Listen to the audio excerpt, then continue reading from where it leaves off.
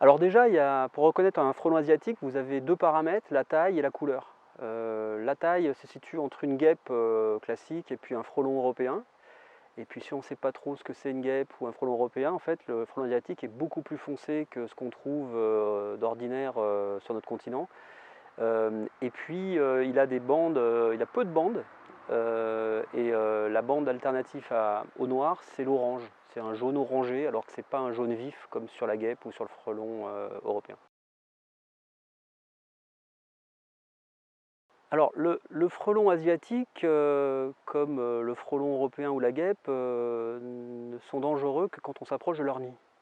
Quand ils sont en chasse, ils ne sont pas si dangereux que ça. Bien évidemment, il peut y avoir des réactions très violentes si on s'approche du nid. Et si on est sujet à des allergies ou à des chocs anaphylactiques, effectivement, ça peut être dommageable pour la personne qui est piquée. Il faut savoir que les frelons font partie des insectes qui ont des dards lisses, ça veut dire qu'ils peuvent piquer plusieurs fois et injecter du venin plusieurs fois. Alors, que faire face à un frelon asiatique?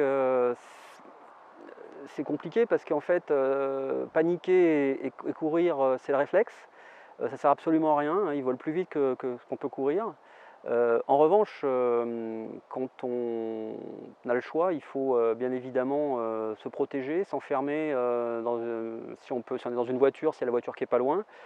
Et eux, naturellement, ils vont aller plutôt essayer de sortir d'un endroit clos. Donc c'est peut-être la solution si on se fait attaquer. Maintenant, si c'est tout simplement quand on découvre un nid, il faut évidemment ne pas aller s'approcher trop près du nid ou aller encore pire, taper avec un bâton ou essayer de, de les exterminer soi-même.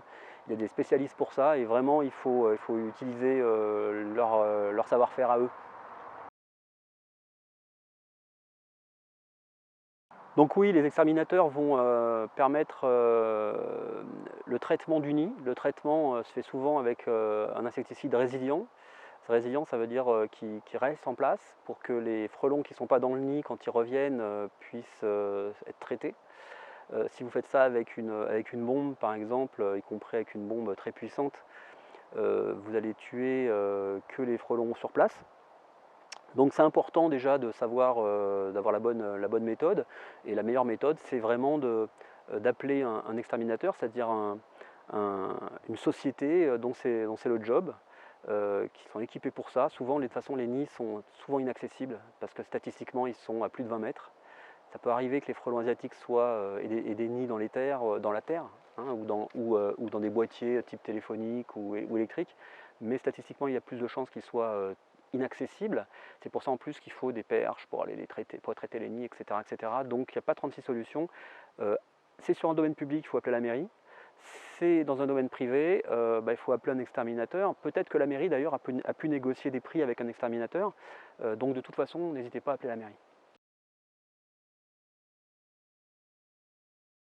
Pas vraiment d'astuce pour les éloigner, malheureusement, ça se saurait. Le frelon asiatique est arrivé maintenant il y a plus de 12 ans, 15 ans en Europe, en France en particulier, sur la côte ouest. Aujourd'hui, il dépasse allègrement les frontières françaises. Si on avait trouvé un truc pour endiguer l'expansion des frelons asiatiques, ça se saurait. Je vous dis, la seule méthode efficace, c'est de trouver les nids et de les exterminer, de les détruire et de les traiter. Maintenant, on peut mettre des pièges. Mais attention aux pièges.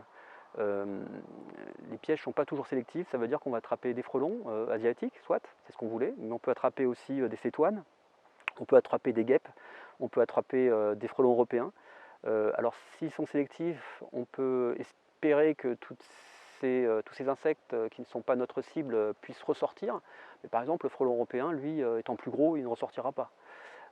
Et on a besoin que le frelon européen soit présent, parce qu'en fait, il occupe, au niveau de la chaîne alimentaire des insectes, il occupe une place qui, si elle est libérée, elle est remplacée par le frelon asiatique, qui lui sera le champion, puisque si la place est abandonnée, la nature aura du vide.